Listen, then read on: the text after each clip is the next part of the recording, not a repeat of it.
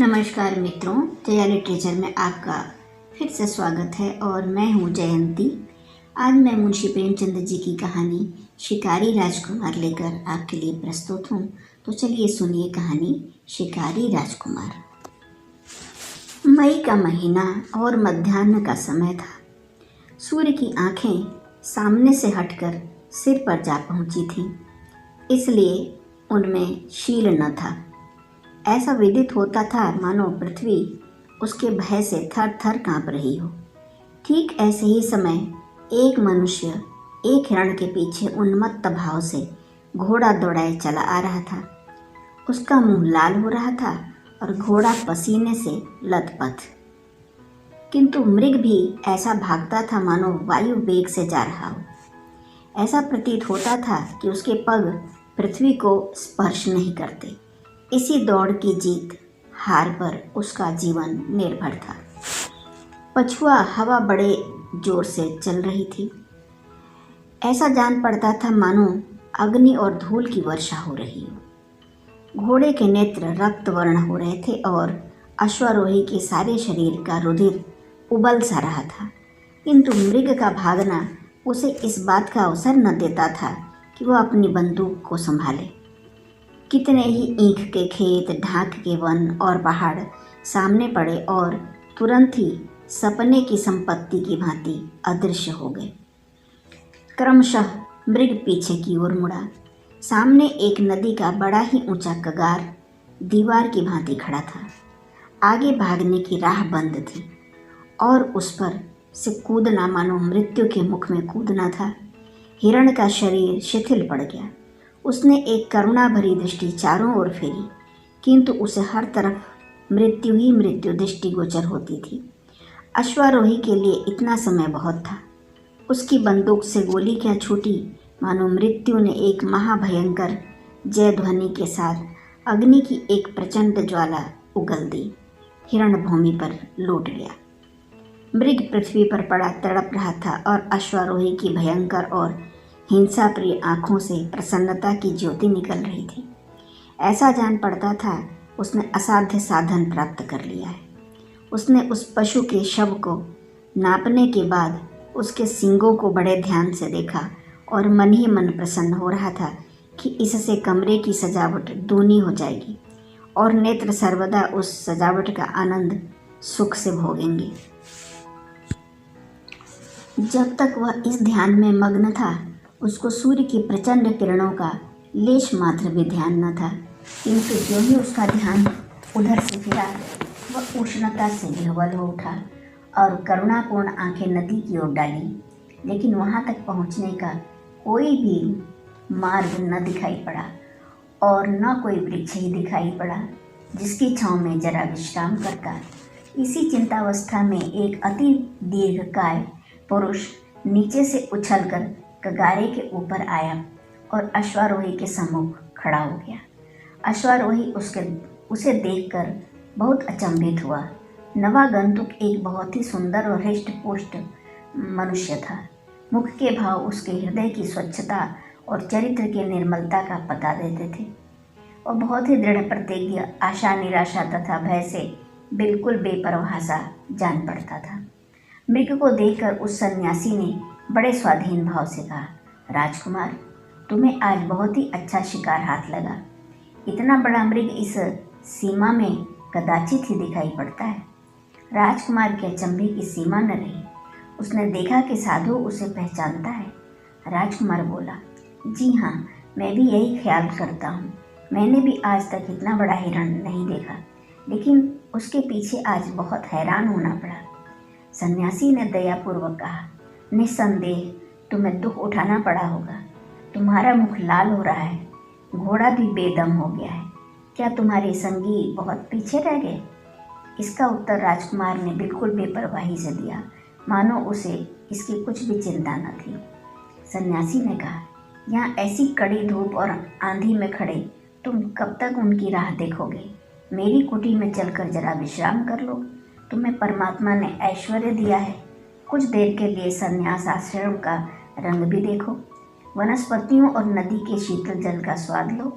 यह कहकर सन्यासी ने उस मृग के रक्त में मृत शरीर को ऐसी सुगमता से उठाकर कंधे पर धर लिया मानो वह एक घास का गट्ठर था, और राजकुमार से कहा, मैं तो प्रायः कगार से ही नीचे उतर जाया करता हूँ, किंतु तुम्हारा घोड़ा संभव है न उतर सके, अतएव एक दिन की राह छोड़कर 6 मास की राह चलेंगे। घाट यहाँ से थोड़ी ही दूर है और वहीं मेरी कुटी है। राजकुमार सन्यासी के पीछे चला। उसे सन्यासी के शारीरिक बल पर अचंभा हो रहा था। आध घंटे तक दोनों चुपचाप चलते रहे। इसके बाद ढालू भूमि मिलनी शुरू हुई और थोड़ी देर में घाट आ पहुंचा। वहीं कदम्ब कुंज की घनी छाया में, जहाँ सर्वदा मृगों की सभा सुशोभित रहती, नदी की तरंगों का मधुर स्वर सर्वदा सुनाई दिया करता था, जहाँ हरियाली का मयूर थिरकता, कपोत आदि पक्षी मस्त होकर झूमते, लता ध्रुम आदि से सुशोभित सन्यासी की एक छोटी सी कुटी थी। सन्यासी की कुटी हरे भरे वृक्षों के नीचे सरलता और संतोष का चित्र बन रही थी। राजकुमार की अवस्था वहां पहुंचते ही बदल गई थी। यहाँ की शीतल वायु का प्रभाव उस पर ऐसा पड़ा जैसा मुरझाते हुए वृक्षों की वर्षा का। उसे आज विदित हुआ कि तृप्ति कुछ स्वादिष्ट व्यंजनों ही पर निर्भर नहीं है और न निद्रा सुनहरे तकियों की ही आवश्यकता रखती है। शीतल मंद सुगंध वायु चल रही थी। सूर्य भगवान अस्तांचल को पलायन करते हुए इस लोक को तृषित नेत्रों से देखते जाते थे और सन्यासी एक वृक्ष के नीचे बैठा हुआ गा रहा था, ऊधो कर्मन की गति न्यारी, ऊधो कर्मन की गति न्यारी। राजकुमार के कानों में स्वर की भनक पड़ी। उठ बैठा और सुनने लगा। उसने बड़े बड़े कलावंतों के गाने सुने थे, किंतु आज जैसा आनंद उसे कभी प्राप्त नहीं हुआ था। इस पद ने उसके ऊपर मानो मोहिनी मंत्र का जाल बिछा दिया। वह बिल्कुल बेसुध हो गया। सन्यासी की धुन में के कोयल की कूक सरीखी मधुरता थी। सम्मुख नदी का जाल गुलाबी चादर की भांति प्रतीत होता था। कूलद्वय की रेत चंदन की चौकी सी दिखती थी। राजकुमार को यह दृश्य स्वर्गीय सा जान पड़ने लगा। उस पर तैरने वाले जल जंतु ज्योतिर्मय आत्मा के सदृश दिख पड़ते थे, जो गाने का आनंद उठाकर मत्त से हो गए थे। जब गाना समाप्त हो गया, राजकुमार जाकर सन्यासी के सामने बैठ गया और भक्तिपूर्वक बोला, महात्मन, आपका प्रेम और वैराग्य सराहनीय है। मेरे हृदय पर इसका जो प्रभाव पड़ा है वह चिरस्थायी रहेगा। यद्यपि सम्मुख प्रशंसा करना सर्वथा अनुचित है, किंतु इतना मैं अवश्य कहूँगा कि आपके प्रेम की गंभीरता सराहनीय है। यदि मैं गृहस्थी के बंधन में न पड़ा होता तो आपके चरणों से पृथक होने का ध्यान स्वप्न में भी न करता। इसी अनुरागावस्था में राजकुमार कितनी ही ऐसी बातें कह गया जो स्पष्ट रूप से उसके आंतरिक भावों का विरोध करती थी। सन्यासी मुस्कुराकर बोला, तुम्हारी बातों से मैं बहुत प्रसन्न हूँ और मेरी उत्कट इच्छा है कि तुमको कुछ दिन ठहराऊं, किंतु यदि मैं जाने भी दूं तो इस सूर्यास्त के समय तुम जा नहीं सकते। तुम्हारा रीवा पहुंचना दुष्कर हो जाएगा। तुम जैसे आखेट प्रिय हो वैसा मैं भी हूँ। हम दोनों को अपने अपने गुण दिखाने का अच्छा अवसर प्राप्त हुआ है। कदाचित तुम भय से न रुकते, किंतु शिकार के लालच में अवश्य रहोगे। राजकुमार को तुरंत ही मालूम हो गया कि जो बातें उन्होंने अभी अभी सन्यासी को कही थी वे बिल्कुल ऊपरी और दिखावे की थी और हार्दिक भाव उनसे प्रकट नहीं हुए थे। आजन्म सन्यासी के समीप रहना तो दूर, वहाँ एक रात बिताना उसको कठिन जान पड़ने लगा। घर वाले उद्विग्न हो जाएंगे और मालूम नहीं क्या सोचेंगे। साथियों की जान संकट में होगी। घोड़ा बेदम हो रहा है, उस पर 40 मील जाना बहुत ही कठिन और बड़े साहस का काम है। लेकिन यह महात्मा शिकार खेलते हैं, यह बड़ी अजीब बात है। कदाचित यह वेदांती हैं, ऐसे वेदांती जो जीवन और मृत्यु मनुष्य के हाथ नहीं मानते। इनके साथ शिकार में बड़ा आनंद आएगा। यह सब सोच विचार कर उन्होंने सन्यासी का आतिथ्य स्वीकार किया, उन्हें धन्यवाद दिया और अपने भाग्य की प्रशंसा की जिसने उन्हें कुछ काल तक और साधु संग से लाभ उठाने का अवसर दिया। रात 10 बजे का समय था। घनी अंधियारी छाई हुई थी।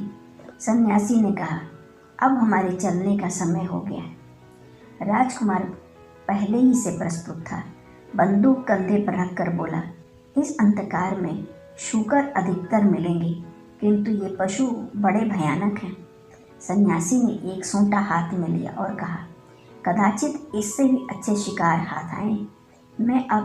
मैं जब अकेला जाता हूँ तो कभी खाली नहीं लौटता।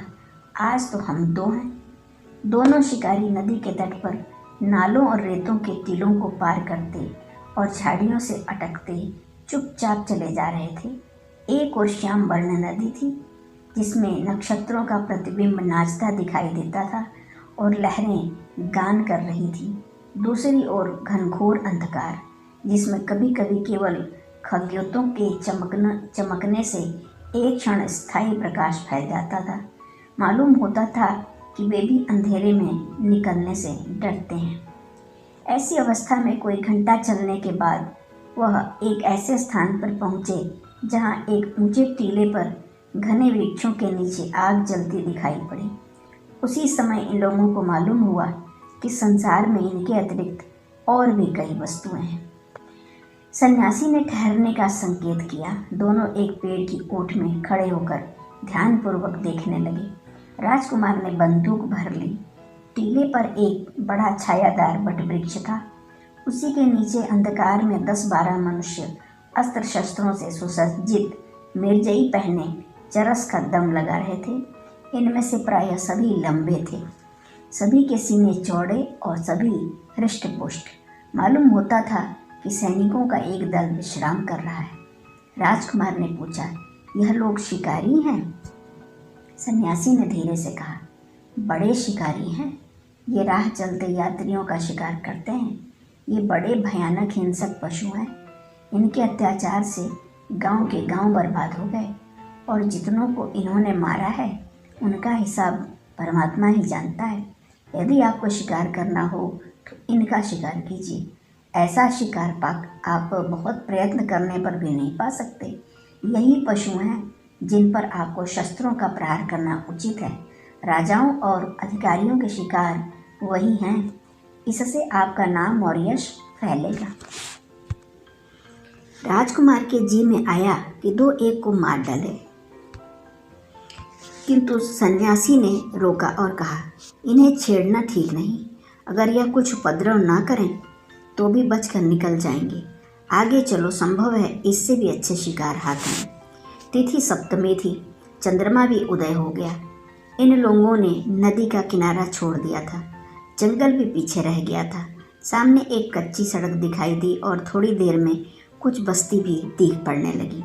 सन्यासी एक विशाल प्रासाद के सामने आकर रुक गए और राजकुमार से बोले, आओ इस मौलसरी के वृक्ष पर बैठें, परंतु देखो बोलना मत, नहीं तो दोनों की जान के लाले पड़ जाएंगे। इसमें एक बड़ा भयानक हिंसक जीव रहता है जिसने अनगिनत जीवधारियों का वध किया है। कदाचित हम लोग आज उसको संसार से मुक्त कर दें। राजकुमार बहुत प्रसन्न हुआ। सोचने लगा, चलो रात भर की भाग दौड़ तो सफल हुई। दोनों मौलसरी पर चढ़कर बैठ गए। राजकुमार ने अपनी बंदूक संभाल ली और शिकार की जिसे वह तेंदुआ समझे हुए थे बाट देखने लगे। रात आधी से अधिक व्यतीत हो चुकी थी। यकायक महल के समीप कुछ हलचल मालूम हुई और बैठक के द्वार खुल गए। मोमबत्तियों के जलाने से सारा अहाता प्रकाशमान हो गया। कमरे के हर कोने में सुख की सामग्री दिखाई दे रही थी। बीच में एक हृष्ट पुष्ट मनुष्य गले में रेशमी चादर डाले, माथे पर केसर का अर्ध लंबाकार तिलक लगाए, मसनद के सहारे बैठा, सुनहरी मुँह नाल से लच्छेदार धुआं फेंक रहा था। इतने ही में उन्होंने देखा कि नर्तकियों के दल चले आ रहे हैं। उनके हाव भाव व कटाक्ष के शर चलने लगे। समाजियों ने सुर मिलाया, गाना आरंभ हुआ और साथ ही साथ मद्यपान भी चलने लगा। राजकुमार ने अचंभित होकर पूछा, यह तो कोई बहुत बड़ा रईस जान पड़ता है। सन्यासी ने उत्तर दिया, नहीं, यह रईस नहीं है, एक बड़े मंदिर के महंत हैं, साधु हैं, संसार का त्याग कर चुके हैं, सांसारिक वस्तुओं की ओर आंख नहीं उठाते, पूर्ण ब्रह्म ज्ञान की बातें करते हैं। यह सब सामान इनकी आत्मा की प्रसन्नता के लिए है। इंद्रियों को वश में किए हुए इन्हें बहुत दिन हुए। सहस्रों सीधे सादे मनुष्य इन पर विश्वास करते हैं, इनको अपना देवता समझते हैं। यदि आप शिकार करना चाहते हैं तो इनका शिकार कीजिए। यही राजाओं और अधिकारियों के शिकार हैं। ऐसे रंगे हुए सियारों से संसार को मुक्त करना आपका परम धर्म है। इससे आपकी प्रजा का हित होगा तथा आपका नाम और यश फैलेगा। दोनों शिकारी नीचे उतरे। सन्यासी ने कहा, अब रात अधिक बीत चुकी है, तुम बहुत थक गए होंगे, किंतु राजकुमारों के साथ आखेट करने का अवसर मुझे बहुत कम प्राप्त होता है, अतएव एक शिकार का पता और लगाकर तब लौटेंगे। राजकुमार को इन शिकारों में सच्चे उपदेश का सुख प्राप्त हो रहा था। बोला, स्वामी जी, थकने का नाम न लीजिए। यदि मैं वर्षों आपकी सेवा में रहता तो और न जाने कितने ऐसे आखेट सीख जाता। दोनों फिर आगे बढ़े। अब रास्ता स्वच्छ और चौड़ा था। हाँ, सड़क कदाचित कच्ची ही थी। सड़क के दोनों ओर वृक्षों की पंक्तियां थीं। किसी किसी वृक्ष के नीचे रखवाले सो रहे थे। घंटे भर बाद दोनों शिकारियों ने एक ऐसी बस्ती में प्रवेश किया जहाँ की सड़कों, लालटेनों और अट्टालिकाओं से मालूम होता था कि कोई बड़ा नगर है। सन्यासी जी एक विशाल भवन के सामने एक वृक्ष के नीचे ठहर गए और राजकुमार से बोले, यह सरकारी कचहरी है। यहाँ राज्य का एक बड़ा कर्मचारी रहता है, उसे सूबेदार कहते हैं। इसकी कचहरी दिन को भी लगती है और रात को भी। यहाँ न्याय स्वर्ण और रत्नादिकों से मोल बिकता है। यहाँ की न्यायप्रियता द्रव्य पर निर्भर है। धनवान दरिद्रों को पैरों तले कुचलते हैं और उनकी गुहार कोई भी नहीं सुनता। यही बातें हो रही थी कि यकायक कोठी पर दो आदमी दिखलाई पड़े। दोनों शिकारी वृक्ष के ओट में छिप गए। सन्यासी ने कहा, शायद सूबेदार साहब कोई मामला तय कर रहे हैं। ऊपर से आवाज आई, तुमने एक विधवा स्त्री की जायदाद ले ली है। मैं इसे भली भांति जानता हूँ। यह कोई छोटा मामला नहीं है। इसमें एक सहस्र से कम पर मैं बातचीत नहीं करना चाहता। राजकुमार में इससे अधिक सुनने की शक्ति नहीं रही। क्रोध के मारे नेत्र लाल हो गए। यही जी चाहता था कि इस निर्दयी का अभिवध कर दूं, किंतु सन्यासी जी ने रोका। बोले, आज इस शिकार का समय नहीं है। यदि आप ढूंढेंगे तो ऐसे शिकार बहुत मिलेंगे। मैंने इनके कुछ ठिकाने बतला दिए हैं। अब प्रातःकाल होने में अधिक विलंब नहीं है। कुटी अभी यहाँ से 10 मील होगी। आइए शीघ्र चलें। दोनों शिकारी 3 बजते बजते फिर कुटी में लौट आए। उस समय बड़ी सुहावनी रात थी। शीतल समीर ने हिला हिलाकर वृक्षों और पत्तों के निद्रा भंग करना आरंभ कर दिया था। आधे घंटे में राजकुमार तैयार हो गए। सन्यासी को अपना विश्वास और कृतज्ञता प्रकट करते हुए उनके चरणों पर अपना मस्तक नमाया और घोड़े पर सवार हो गए। सन्यासी ने उनकी पीठ पर कृपापूर्वक हाथ फेरा, आशीर्वाद देकर बोले, राजकुमार, तुमसे भेंट होने से मेरा चित्त बहुत प्रसन्न हुआ। परमात्मा ने तुम्हें अपनी सृष्टि पर राज करने हेतु जन्म दिया है। तुम्हारा धर्म है कि सदा प्रजापालक बनो। तुम्हें पशुओं का वध करना उचित नहीं। इन दीन पशुओं के वध करने में कोई बहादुरी नहीं, कोई साहस नहीं। सच्चा साहस और सच्ची बहादुरी लोगों की रक्षा और उनकी सहायता करने में है। विश्वास जानो, जो मनुष्य केवल चित्त विनोदार्थ जीव हिंसा करता है वह निर्दयी घातक से भी कठोर हृदय है। वह घातक के लिए जीविका है, किंतु शिकारी के लिए केवल दिल बहलाने का एक सामान। तुम्हारे लिए ऐसे शिकारों की आवश्यकता है जिससे तुम्हारी प्रजा को सुख पहुँचे। निःशब्द पशुओं का वध न करके तुमको उन हिंसकों के पीछे दौड़ना चाहिए जो धोखाधड़ी से दूसरों का वध करते हैं। ऐसे आखेट करो जिससे तुम्हारी आत्मा को शांति मिले, तुम्हारी कीर्ति यश में संसार में फैले। तुम्हारा काम वध करना नहीं, जीवित रखना है। यदि वध करो तो केवल जीवित रखने के लिए, यही तुम्हारा धर्म है। जाओ, परमात्मा तुम्हारा कल्याण करे। धन्यवाद। अभी आप सुन रहे थे कहानी शिकारी राजकुमार। यदि आपको कहानी सुनाना अच्छा लगा हो तो कृपया मेरे चैनल को सब्सक्राइब करिए और शेयर भी करिए और साथ में लाइक भी कर दीजिएगा। आपका बहुत बहुत धन्यवाद।